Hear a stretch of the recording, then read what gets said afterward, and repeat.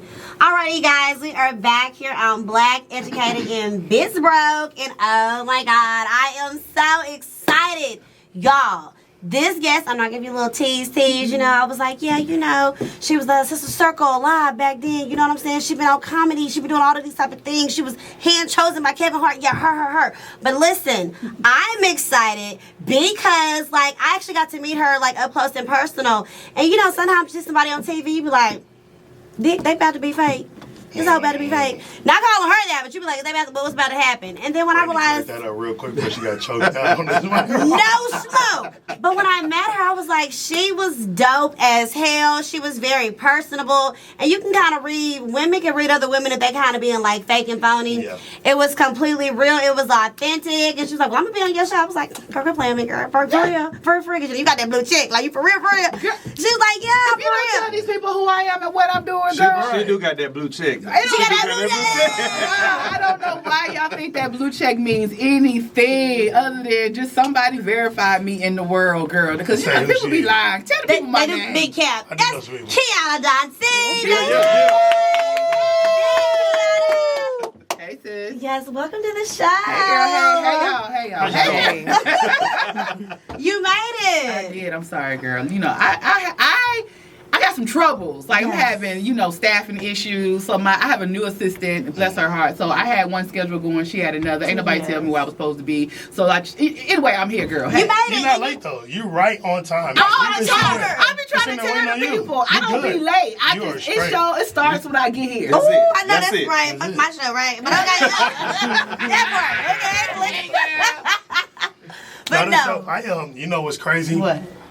So, I ain't kicking myself. I'm kind of glad it worked out like this because we are a team and we kind of work together. But I talked to you months ago about coming on our show. Girl, and I was like, you know what? We'll slide everything because like we have people who are like backed up and it kind of works out.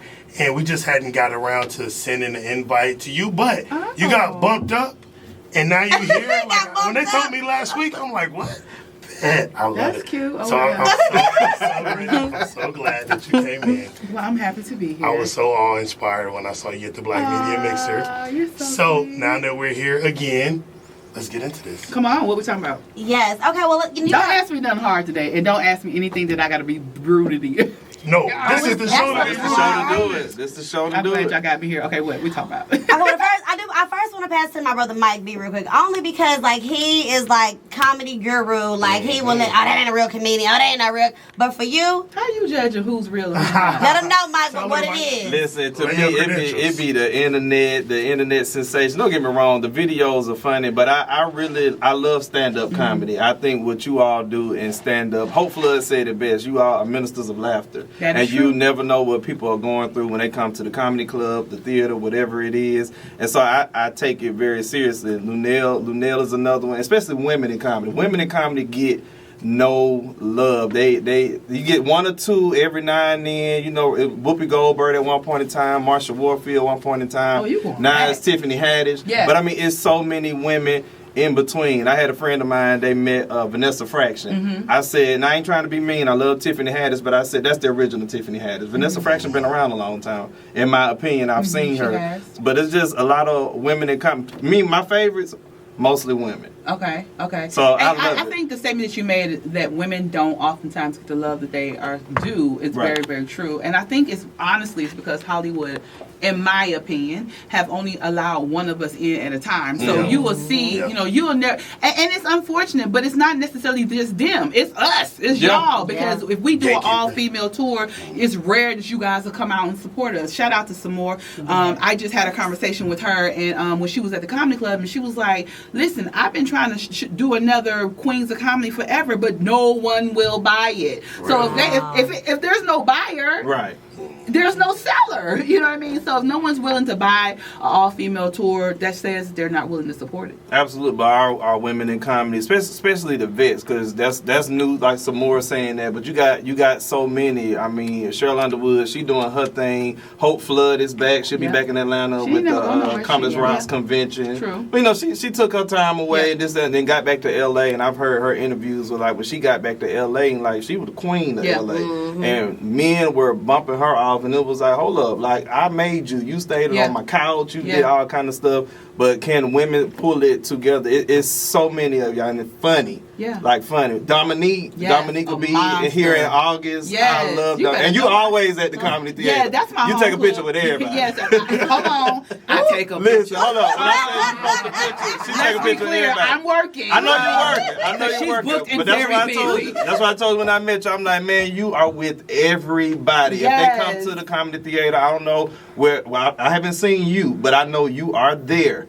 And I'm talking about some of the biggest names in comedy. You're right there. So with let them. me explain that. I am the house MC at the Atlanta Comedy Theater. If I'm ever in town, that is where typically you can see me. I've kind of made it a rule, a non-spoken, unwritten rule up until now, that if I'm gonna do stand-up, it's mostly it's gonna be at a club opposed to being at a bar. Now, don't get me wrong, Atlanta has an amazing comedy community where there's comedy everywhere, right? But I just prefer to be in a comedy club, and then it's my home. I was there from the beginning. They've given me a platform that why leave my house for a room? You know what I mean? So, and shout out to all the comedians that's doing their thing. I started there. I started stand up in Houston, Texas, actually. Okay. Yeah. Really? And You're not from Texas? No, I'm not. Are you from Texas? I'm from Dallas, though. Oh, okay. So it's not That is a perfect response. Right. Girl, I mean, Dallas is cute or whatever. It's like, it ain't time. You know what I mean? Yes. Ratchet in Dallas is not. But Girl,